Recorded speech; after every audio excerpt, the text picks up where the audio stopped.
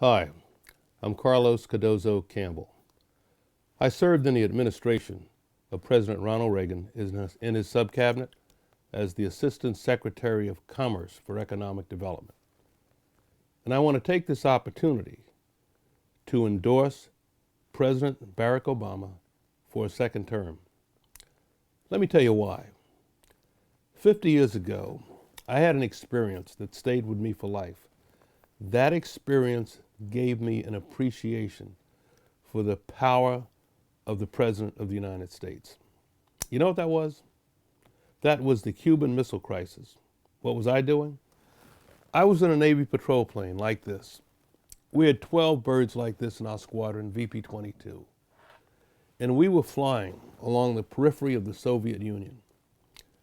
And we went to something called DEFCON 2, Defense Condition 2. And for the first time since World War II, we were on the brink of a nuclear war. That's an experience I will never forget. Why? And I think this is really important because the Soviets had deployed missiles to Cuba. CIA, U-2 aircraft found that out. Patrol planes like this flew along the shipping routes to find the transports loaded with the missile crates. And I'm sure we all know what happened. But President Kennedy, through the diplomatic process, working through the United Nations and other forces, some clandestine, resolved that crisis. So there were only a few deaths that resulted, one from a U-2 pilot. When you are that close to a war, it is transformative. Well, I got out of the Navy in 1968. I followed President Obama because his father and I were friends in Hawaii. Do you hear me, Mr. Trump? His father, Barack Obama, was a student from Kenya, a member of the Luau tribe, and he was enrolled at the University of Hawaii. And I had spent a lot of time with him. That's another story. But I followed President Obama. I was with him in Jerusalem in 2006 in January. We were both at the David Citadel Hotel. I happened to see him. We went to Yad Vashem, the Holocaust Museum. President Obama is a great man. He's done a phenomenal job in the face of incredible resistance. Only man in my lifetime that got the Nobel Prize and was criticized.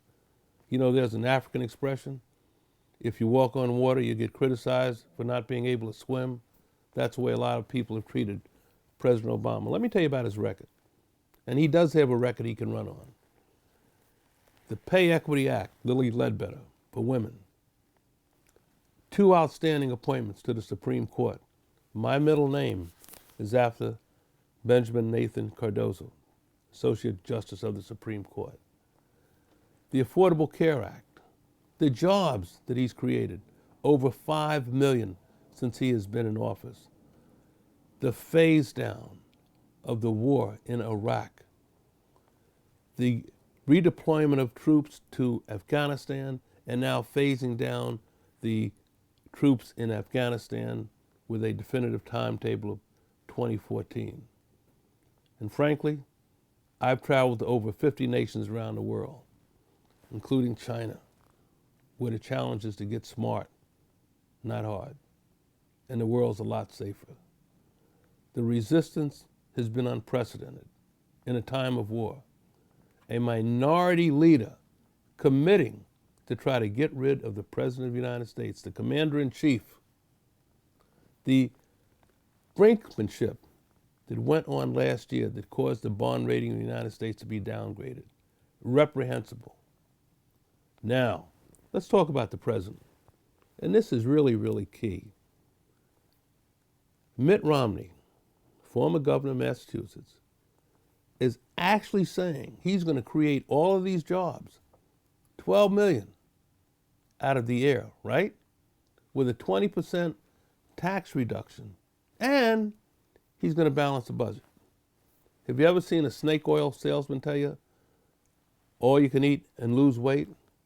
That's the category he is.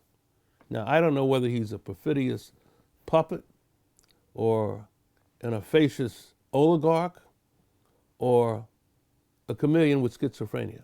I don't know what he is. But he's not a Ronald Reagan that he always likes to say he wants to be. Paul Robeson said something. He said, "I am myself. To aspire to be someone else is no high honor."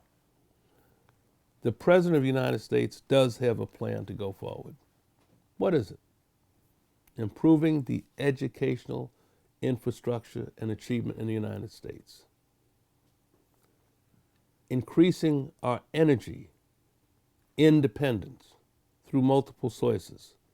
Solar, wind, a lot of other alternative fuels. Improving our infrastructure and getting smart with China. Now, we have some choices as people in this country. We have a choice of diplomacy over destruction. We have a choice of dignity over desperation, of decency over despair, and faith over fear. You know who scares me? Paul Ryan.